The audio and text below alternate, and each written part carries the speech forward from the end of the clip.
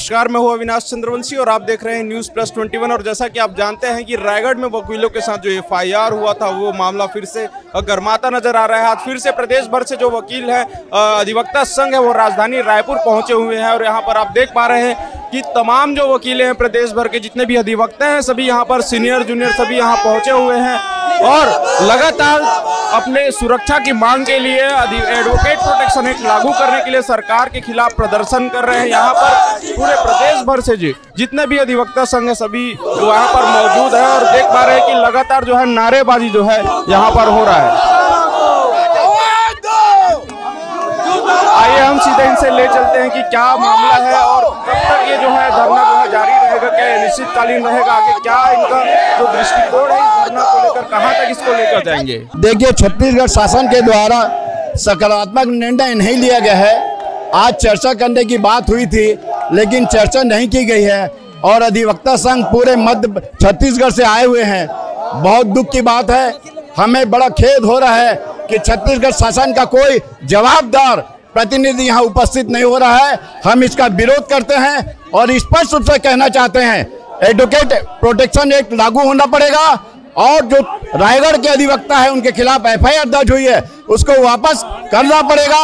और जब तक मंत्री या जवाबदार अधिकारी नहीं आता है तो हम यहाँ से जाने वाले नहीं है, हम यहाँ धरने में बैठे। आखिर क्या वो रीजन है? क्योंकि जनता से सीधे एडमिनिस्ट्रेटिव या फिर किसी भी प्रशासनिक अधिकारी को जोड़ने के लिए वकील जो है, अधिवक्ता है, वो एक बड़ा रास्ता होता है, बड़ा माध्यम होता है किसी भी आम जनता को सरकारी काम कराने, चाहे वो राजस्व रिलेटेड हो या फिर वो किसी कानून से संबंधित हो, वहां पर जोड़ने के लिए एक मुख्य रास्ता होता है। लेकिन क्या ऐसी वजह आई कि आज दोनों जो दो अभिन्न अंग है, जो मुख्य अंग है, वो आज एक दूसरे के खिलाफ हो गए? देखिए, अधिवक्ता और प्रशासन और खासकर पीठासीन अधिकारी एक साथ काम करते हैं, सहयोग से काम करते हैं। लेकिन विगत कई वर्षों से देखा जा रहा है राजस्व अधिकारी दलाल लोगों को प्रोत्साहन दे रहे हैं और राजस्व न्यायालय में दलाली प्रथा चालू हो गई है।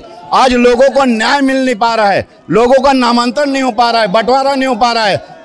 भयंकर मोटी रकम लेके लोगों का काम किया जा रहा है और राजस्व विभाग अपना एजेंट बैठा दिया है। गांव-गांव में दलाल बैठे हुए हैं और अधिवक्ताओं का बात में अपमान किया जा रहा है और ये अपमान को अधिवक्ता सहन नहीं कर पा रहा है। हमारा स्पष्ट रूप से कहना है कि छत्तीसगढ़ सरकार एडवोकेट प्रोटेक्शन लागू करे। क्यों? कि हर लोगों को प्रोत्साहन और उनको संरक्षण दिया गया है। आज सरकारी अधिकारियों को, मजिस्ट्रेट को, आज जितने भी अधिकारी उनको संरक्षण दिया गया है। लेकिन वकील एक ऐसा कौम है जो लोगों की लड़ता है, न्याय करता है, जनता की सेवा करता है। आज उसको कोई प्रोटेक्शन नहीं है। आज हमारे परिवार के साथ जमीन जायदाद इत्यादि की किल्लत हुई है। हमारे जमीन जायदाद प्रॉपर्टी में लोग कब्जा कर लेते हैं, वकीलों के साथ मारपीट होती है, बार बार शिकायत होती है, लेकिन न्याय नहीं मिल पाता।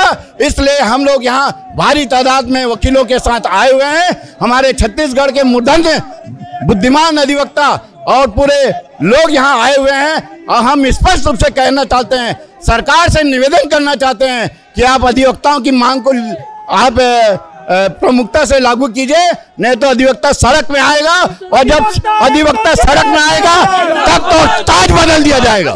लेकिन ये एक बड़ी बात है कि आप लोग राजस्व अधिकारी के खिलाफ है, लेकिन ज्ञापन जो है आप उसी राजस्व अधिकारी के किसी बड़े आला अफसर को ज्ञापन सौंप रहे हैं।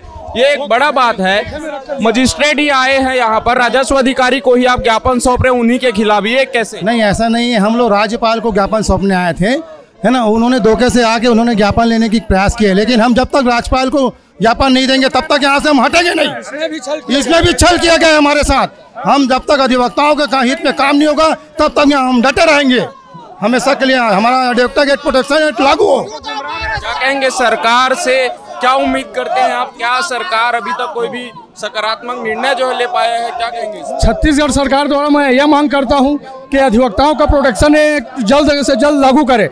उसी भ्रष्ट अधिकारी के विरुद्ध में हम लोग कार्रवाई किए थे, उनकी मांग पर उनको एक सुरक्षा व्यवस्था की गई है।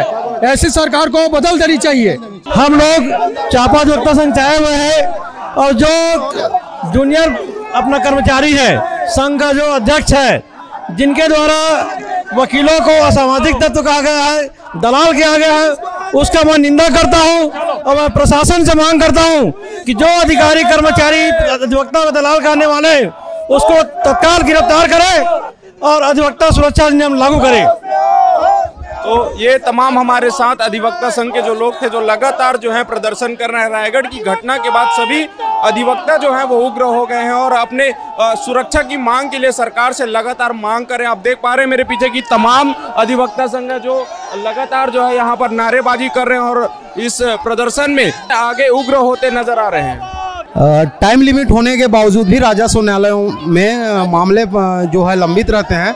बार बार अधिवक्ता साथियों के अनुनय विनय करने के बाद भी, उनको ज्ञान दिखाने के बाद, बेयर एक्ट पढ़ाने के बाद, कानून साइटेशन पढ़ाने के बाद भी वो अपनी मनमानी करते हैं।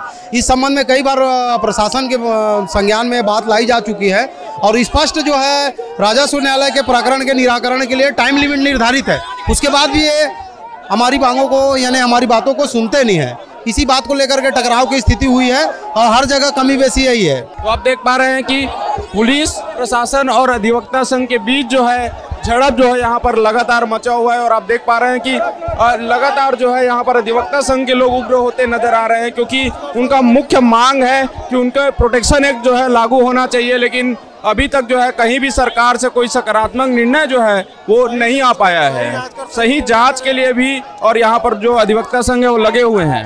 हम लोग यहाँ पर आज उपस्थित हुए हैं।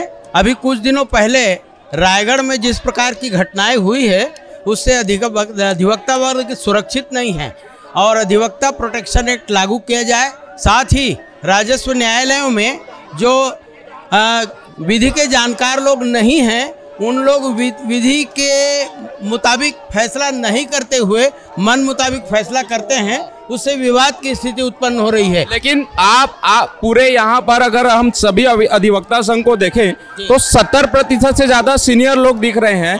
आप सब सीनियर वहाँ पर बैठते हैं, सबका वहाँ केबिन है, सभी वहाँ पर आज नहीं वर्षों से जनता की सेवा करते आ रहे हैं। जनता को सरकार तक और कार्यालयों तक, मजिस्ट्रेट तक या फिर कहीं भी प्रशासनिक अधिकारी तक आप जोड़ते आ रहे हैं। लेकिन ऐसा क्या मौका आया कि जो जूनियर लोग हैं, जो अभी के हैं, जिनको विविध का सही से ज्ञान नहीं है, वो आगे आए और आप लोग के खिलाफ हो गए? आप मतलब दो अभिन्न अंग जो है टूट गए। नहीं, हमारे जूनियर हम लोग खिलाफ नहीं है, सीनियर जूनियर सब मिल करके कम जानकार है उनकी बात कर रहे हैं। नहीं, वकीलों की बात मैं नहीं कह रहा हूँ, राजस्व न्यायालयों में जो अधिकारी हैं उनकी बात। अच्छा, जो नए अधिकारी आए हैं जिनको नए पुराने सब हैं वो कानून को पढ़े नहीं हैं, ग्रेजुएट होते हैं उन लोग, पीएससी में सिलेक्शन हो जाता है और उन लोग व्यवहार प्रक्रिया संहिता साक्ष्य अधिनियम के अंतर्गत के चीज़ों को समझते नहीं और फैसला कर देते हैं। इससे विवाद की स्थिति उत्पन्न हो जाती है।